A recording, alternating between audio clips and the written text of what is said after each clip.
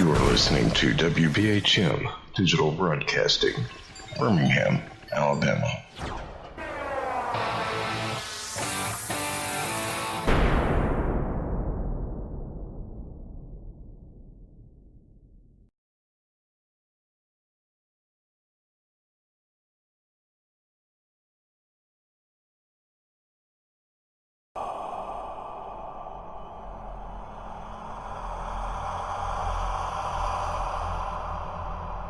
Paranormal Pride. We will visit only with the best investigators, location owners, demonologists, researchers, inventors, authors, mediums, psychics, and enthusiasts. Anyone with a love or interest in the paranormal, the supernatural, or the unexplained will be meeting here on Mondays at 8 p.m., 7 Central.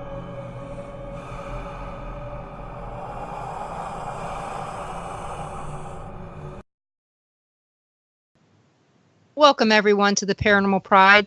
I'm Denise Pridemore, your hostess for tonight. My special guest tonight is Daniel Klaes.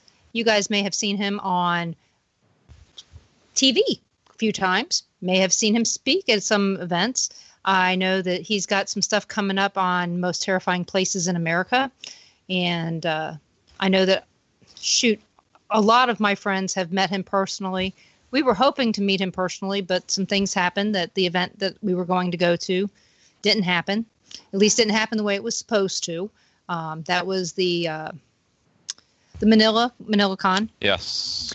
And it all worked out. I was sick anyway, so I didn't need to go. But, things happen. And here we are. We get to meet. And one of the things that he said when I asked him to be on the show is, I have to follow Josh Hurd again. And I had no clue, because on my previous station, October 8th was a holiday. I didn't have shows on October 8th. So on this station, I do. So I had to fill in. And so you were actually booked before Josh Hurd. Josh Hurd just got the open spot. So you're not actually following him. Really? It's okay. I'll follow him any day. It's all good. I did not sound like that when I said it. It was in typing. It was a joke. I know. I love Josh. In our part of the country, I told him that he's a celebrity in our part of the country, and he's got a lot of groupies, and they all came out in the chat room. So keep that in mind. So, but during the last week or so, you have had a major loss in your life. Bernice Golden passed, and she was a big part of your life. Do you want to talk about her a little bit? Yeah, I'd love to mention her. I mean, she's somebody she is a psychic medium for 52 years. Somebody that I listened to when I was a little kid. She had a radio show, a nationally syndicated radio show called The Golden Hour. And later in life, when I promoted some events locally here in Buffalo, I did a psychic show, a psychic fair, New York's largest psychic fair at the Statler Towers in downtown Buffalo. And I, on a whim, contacted her, and she got in contact with me, and I wanted her to do like a giant gallery reading to come and be the headliner of the show, and she accepted it. And I was like, oh, wow, this is going to be awesome. I get to have Bernice Golden at my psychic fair. And she came in there, and she was wheelchair bound at the time because she had gone through a brain surgery, and we connected. We definitely had a connection.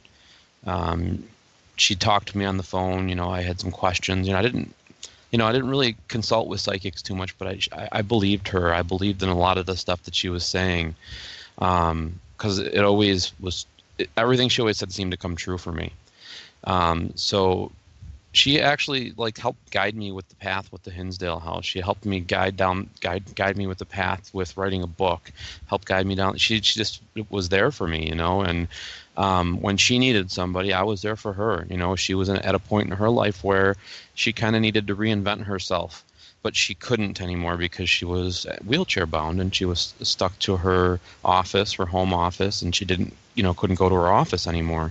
So I said, well, let's start doing a podcast. Let's start doing something where you can still help people from a distance. Let's get you back on the radio waves and get you out there. And we started doing these podcasts and on her Facebook page, and then broadened it out to Paranormal Warehouse Facebook page, and then started going on YouTube, and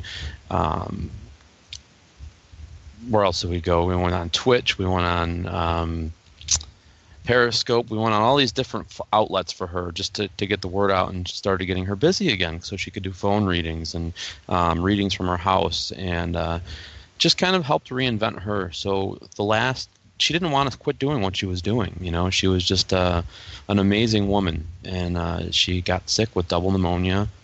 It seemed like she was getting better, and then took a little nap, and that was it. She was gone, and she told me she didn't think she was going to last till December. And I said, hogwash, Bernice. I said, you've been through worse things than this. You're definitely making it through this, And then I got the call from her husband last Tuesday, and they asked me to make a statement on her Facebook page, and it was just so hard for me, because she just became like a grandmother, like a motherly figure to me, somebody that I could count on to talk to her, and her family was my family, and it's 4 years of my life I've been doing, going over there on Mondays and sometimes Thursdays, and hanging out with them, and it's just it's hard. I know she's with me because she's been in my head.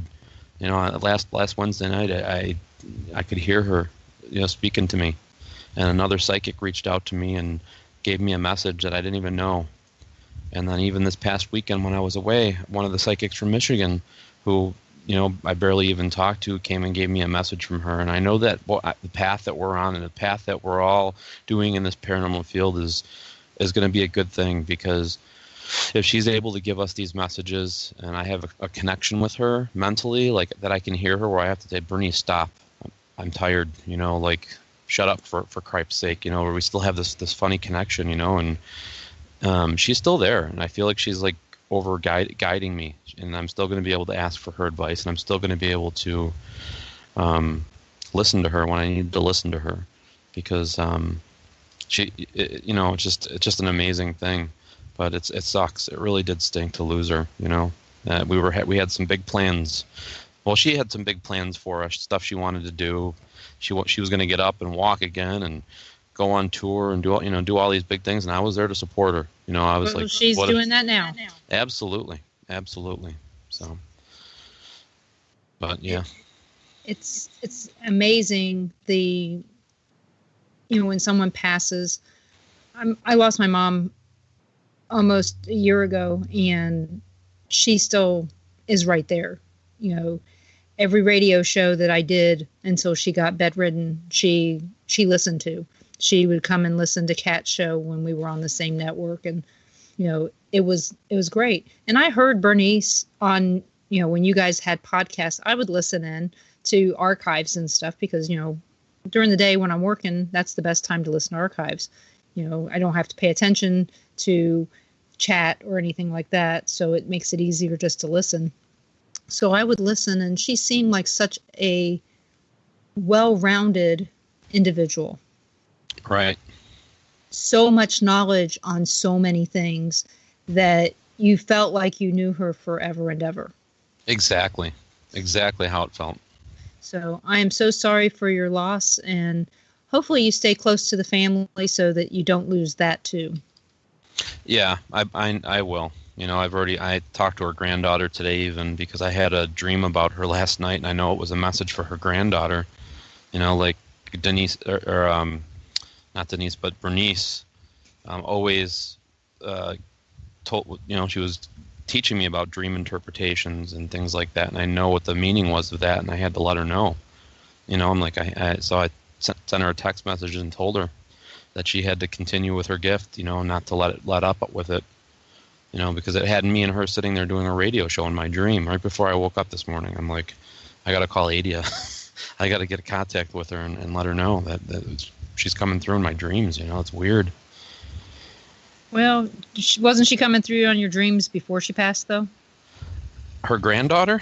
No, No. no, Bernice. Oh yeah, but this was her granddaughter. I was getting visions of her granddaughter. And I know Bernice was very big on her pushing her because her granddaughter has a gift, but she's afraid to move forward with it. And I know that the message was stick on her, make her follow through with this. She needs to continue with it. Well, good luck with that, because some people are stubborn. Yeah. So, well, hopefully the message comes from a couple other places to help her understand that that's her path. Right. Well, and I told her, I said, if it's your path and you feel comfortable with it, then you do it. Yep. Make sure that you're comfortable with it. So, well, thank you so much for telling everybody a little bit about Bernice and your connection to her. I know, like I said, I know that the loss is hard, and it's hard for all the people in the paranormal community as well as the psychic medium community, because I know a lot of people have looked up to her for years and years. So I know that that's going to be difficult for a lot of people to get past, because I remember seeing all the posts come through about her passing. I was still bedridden at the time, so I wasn't posting a whole lot myself. So, but I understand about all that. So what? There are so many questions that are going through my head with you, and we have a break at 20 past the hour, so I don't want to get into something really long and drawn out. But what possessed you?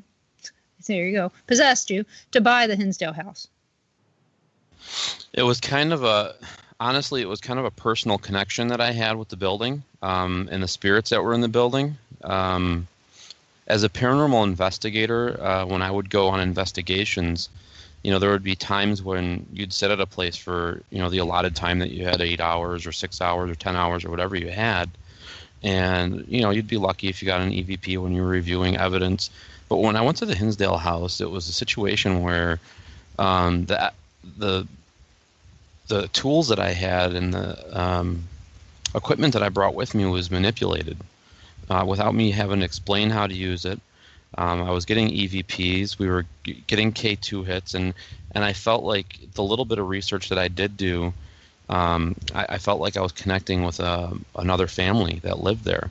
Because all I had known up to that point was about this exorcism that happened in there at the house, failed exorcism there in the 1970s, and I remember kind of becoming infatuated with it, saying, if this happened to this family in 1974, between 1970 and 74, I go, there's got to be other families that tried living here.